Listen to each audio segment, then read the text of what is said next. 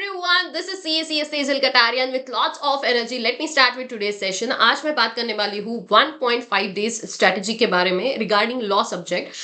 Why? Because 1.5 days में law cover करना it's quite difficult for student, but understand ये video को आप एंड तक देखना बिकॉज इसमें बहुत सारी ऐसी चीजें हैं जो आप लोग को नहीं पता है एग्जामिनेशन पर्सपेक्टिव से, जो कि बहुत एक्सट्रीमली इंपॉर्टेंट होती है कि आप वो 1.5 डेज में किस तरीके से स्ट्रेटजीज बनाओ, क्या सोचो, क्या आपने करना चाहिए, क्या आपने नहीं करना चाहिए। एंड ये वीडियो इतना जल्दी मैंने इसीलिए बनाया because it's high time for you कि आप लोग अब रिविजन कर रहे होंगे, या मतलब आपका सेल्फ स्टडी हो चुका होगा, क्लासेस हो चुके होंगे, आप लोगों का एक बार गो थ्रू करके हो गया होगा, आप लोग प्रैक्टिस वाले सेशन में रहोगे। तो आप लोग को ये समझना है कि वो जो 1.5 डेज जो आपको प्रिपेयर करना होता है वो आपका उस दिन का प्रिपरेशन अभी से ही स्टार्ट होता है। Okay, so you have to understand कि वो 1.5 डेज आपने कैसे सोचना है और क्या करना है। Now the most important point is, जैसे ही आपका अकाउंट्स का पेपर हो जाएगा, सबने सबसे पहले जैसे ही अकाउंट्स का पेपर आप क्लासरूम से बाहर आ गए, सबने अकाउंट्स का पेपर मतलब रख देना है। मैंने देखा बहुत सारे स्टूडेंट्स आकर क्वेश्चन करते कि मैम इसका आंसर क्या होता है, मतलब यू नो अकाउंट्स के जो भी टीचर्स होंगे उनको रिस्पेक्टिव टीचर्स को क्वेश्चन पूछते कि इसका आंसर क्या होना चाहिए था, हमने ये लिखा है, सही है गलत है, and they waste their time. और एल्स वो क्या करते हैं कि स्टूडेंट्स जो बाकी स्टूडेंट्स जो एग्जामिनेशन हॉल के बाहर जो भी डिस्कशन हो रहा होता है उनको सुनते हैं और खुद कुछ और ही सोचते हैं कि फिर पता चलता है यार हमने ये गलत कर दिया या ये सही किया था। तो उस चक्कर में क्या होता है, आप लोग वो चीजों को इतना सोचते हो जिसकी वजह से आपका जो लॉ पेपर में जो टाइम आप लोगों ने इन्वेस्ट करना चाहिए वो वेस्ट हो जाता है।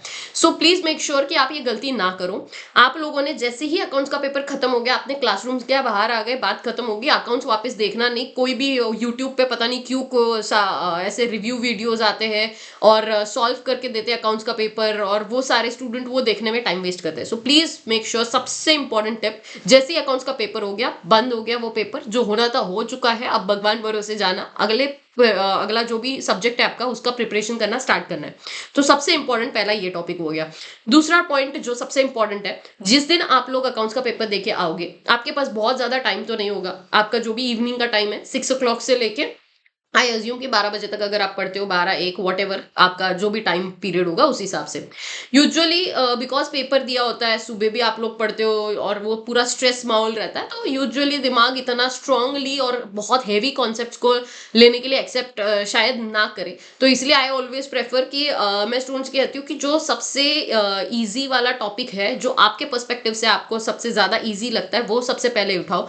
मेरे हिसाब से जो सबसे पहले टॉपिक जो स्टूडेंट ने कवर कर लेना चाहिए जिस दिन आप अकाउंट्स का पेपर देके आओगे उस दिन, वो होगा सबसे पहले तो पार्टनरशिप अकाउंट्स, दूसरा पार्टनरशिप एक्ट, देन उसके बाद जो नेक्स्ट होगा वो होगा एलएलपी एक्ट, एंड उसके बाद जो होगा वो first regulatory, Indian regulatory framework वाला जो टॉपिक है उसको कवर करो। वाई? बिकॉज देखो 6 मार्क्स के लिए आएगा आपका रेगुलेटरी वाला टॉपिक, उसके बाद पार्टनरशिप आएगा आपका अराउंड 15 to 20 मार्क्स का, एंड एलएलपी आएगा 6 to 8 मार्क्स का। सो आप अगर ऑन एन एवरेज देखते हो तब भी 30 to 35 मार्क्स आप यहीं पे कवर कर लोगे जिस दिन आपका अकाउंट्स का पेपर हुआ होगा। एंड ये ऐसे टॉपिक्स है जो इजी भी होते हैं एंड उसमें ज्यादा टेंशन वाला माहौल नहीं रहता है, बिकॉज आपको पता है कि कौन से क्वेश्चंस वैसे कहाँ से, जैसे एलएलपी रेगुलेटरी में ऐसा रॉकेट साइंस कुछ नहीं है, आपको क्वेश्चन बैंक आपके पास है, उन्हीं में से कुछ ना कुछ तो आने वाला है, ये भी पता होता है। सो दैट्स वाई आप लोगों ने सबसे पहले वो करना चाहिए। Then next day morning fresh mood में आपने you have to start with Indian contract act. आपका पूरा इंडियन कॉन्ट्रैक्ट एक्ट पूरा उड़ा देना, सारा का सारा। अगर आप चाहो तो ऐसा भी कर सकते हो कि बेसिक 6 यूनिट्स पहले कर लो, फिर बीच में कंपनीज एक्ट डाल देना, फिर वापस से स्पेशल कॉन्ट्रैक्ट करो, और else you start with Indian contract act and one stroke में, वन गो में कंप्लीट कर देना। बट मेक श्योर कि आपका जो इंडियन कॉन्ट्रैक्ट एक्ट होगा उसको ज्यादा से ज्यादा 7 to 8 आवर्स ही लगने चाहिए, उससे ज्यादा टाइम आपने इन्वेस्ट नहीं करना है, ये आपको समझना होगा। उसके बाद you start with companies act and then सोगा, एंड देन बचा हुआ जो निगोशिएबल होगा वो। उसके बाद जो नेक्स्ट मॉर्निंग है, मतलब जिस दिन आपका लॉ का पेपर होगा उस दिन आपने सुबह सुबह आरटीपीज, एमटीपीज, पीवाईक्यूज देखने हैं, जो कि आपको ट्रिकी क्वेश्चंस लगते थे जब आप प्रिपरेशन, ये जो प्रिपरेशन का दौर होगा, इसलिए मैंने ये वीडियो अभी बनाया सो दैट ये जो प्रिपरेशन का आपका दौर होगा जहाँ पे आप एमटीपीज, आरटीपीज या पीवाईक्यूज सॉल्व कर रहे, प्रैक्टिस कर रहे हो, तब आपको क्या करना है, तब आपको एक पेज ऐसा रखना है, या जो भी जहां से भी आप रेफर कर रहे हो उसके स्टार्टिंग में, आपके मॉड्यूल के स्टार्टिंग में लिखा हुआ होना चाहिए कि ये आरटीपी का ये क्वेश्चन नंबर ये पेज नंबर पे है, और आपको वो क्वेश्चन एग्जाम के 1.5 डेज के टाइम पे देख के जाना है, because there was some tricky questions और या शायद आपको वो डिफिकल्ट गया था या कॉन्सेप्ट आपको डिफिकल्ट जाता है या वो कॉन्सेप्ट ही आपको पसंद नहीं है, whatever is the reason जो आपको लगता है कि ये डिफिकल्ट पार्ट था आपके हिसाब से आपके लिए, वो आपने करके जाना है। जैसे BRS was quite easy for me, but कुछ स्टूडेंट्स के लिए शायद बीआरएस डिफिकल्ट होता है, बट बाकी सारी चीजें मेरे लिए अकाउंट्स में इतनी डिफिकल्ट हुआ करती थी जो कि शायद बाकी स्टूडेंट्स के लिए आसान है। सो इट्स गो मतलब, या जैसे अगर मैं लॉ की बात करती हूँ, companies act was very easy for me, but वही मुझे इंडियन कॉन्ट्रैक्ट एक्ट करने में जान पे आता था। वही बहुत सारे स्टूडेंट है जिनको इंडियन कॉन्ट्रैक्ट एक्ट बहुत फास्ट होता है, कंपनीज एक्ट करने में दिक्कत होती है। सो हर एक का अपना प्लस माइनस होता है, वो अपने हिसाब से डिसाइड करना चाहिए आपने कि कौन सा क्वेश्चन आपके लिए डिफिकल्ट है और कौन सा नहीं है। तो आपके पास वो लिस्ट रेडी होनी चाहिए। और ये जब आपका प्रिपरेशन का दौर होगा तभी आपको जितना भी टाइम लगा है आपको पता चल जाएगा। मैंने ये ऑन एन एवरेज टाइम बताया है आपको कि अराउंड उतने टाइम में आपका कंप्लीट हो जाना चाहिए। कि जैसे Indian partnership you should take maximum 3 to 4 hours में, 5 आवर्स मैक्स, आपका 4 आवर्स ही आपका खत्म होना चाहिए। सोगा 4 hours, companies act 4 hours, Indian regulatory 1 घंटा, एलएलपी 1 घंटा। मैंने आपको बताया एलएलपी 1 घंटे में आराम से रिवाइज हो जाता है, तो 1 घंटा इंडियन एलएलपी रेगुलेटरी वाले के लिए, एलएलपी के लिए भी 1 घंटा दे देना। इंडियन कॉन्ट्रैक्ट एक्ट आप अच्छे से टाइम दो, बिकॉज वो सबसे हाईएस्ट मार्क्स के लिए आएगा, अराउंड 35 मार्क्स के लिए आता है, 32-35 marks, so along with the options. So आप वो तो छोड़ के जाने का सोच नहीं सकते। हाँ, मैंने ऐसे भी स्टूडेंट्स देखे हैं जो इंडियन कॉन्ट्रैक्ट एक्ट छोड़ के जाते हैं एंड बाकी सब कुछ अच्छे से करके जाते हैं, they able to score well.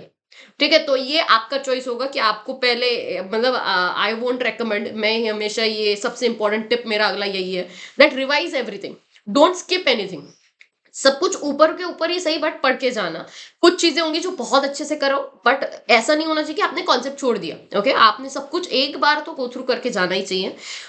एक टाइम पे सब कुछ अगर आपने देख लिया तो होता क्या है, सपोज मान लो कोई क्वेश्चन आया जो थोड़ा बहुत ही आपको पता है, ज्यादा वो भी आप बिकॉज आपने ऊपर के ऊपर पढ़ा होगा, तो थोड़ा बहुत आपको आता है।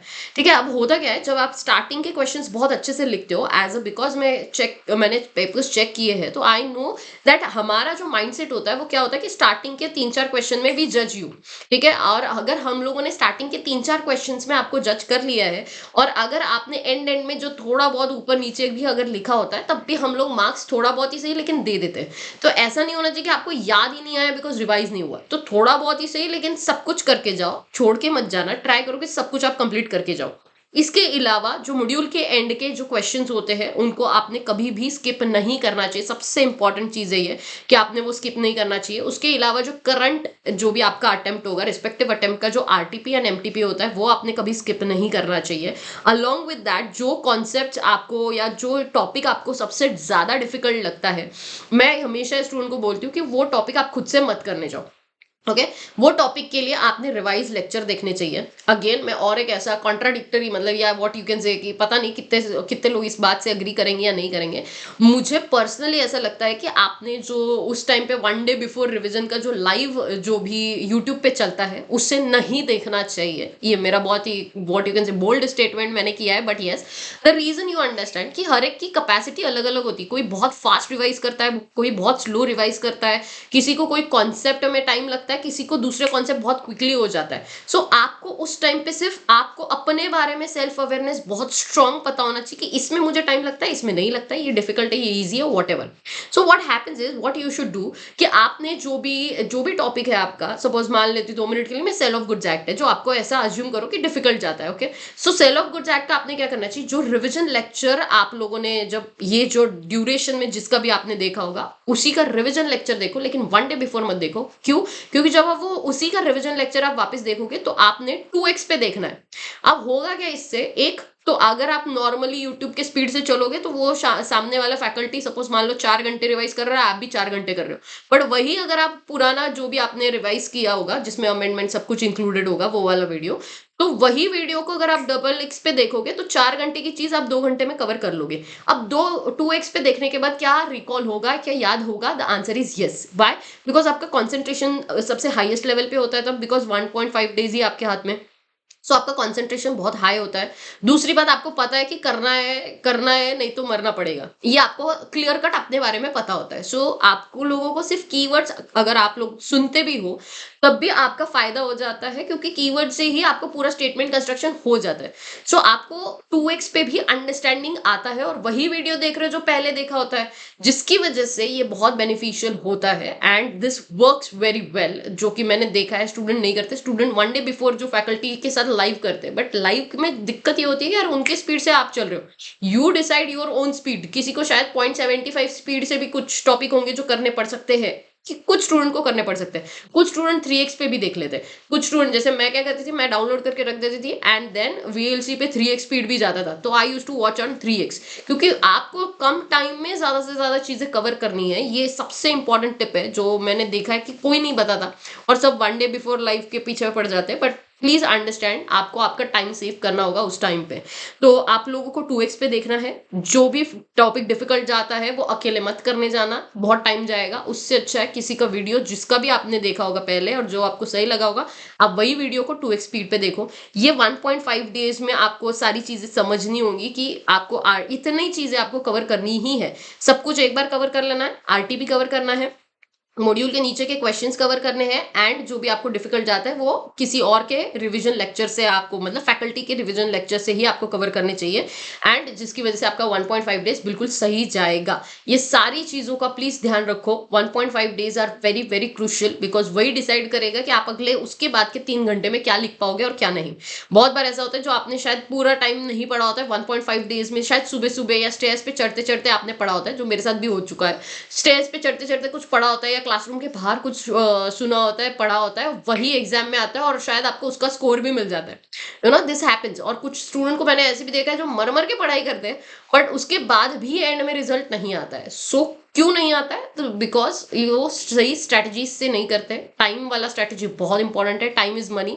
ये आप लोग के लिए उस टाइम पे बहुत इंपॉर्टेंट व्हाट यू कैन से कि इंपॉर्टेंट लाइंस रहेंगी कि टाइम जितना आप स्पीड में करके, टाइम सेव करके जितना कवर कर सकते हो उतना आपने कवर करना चाहिए।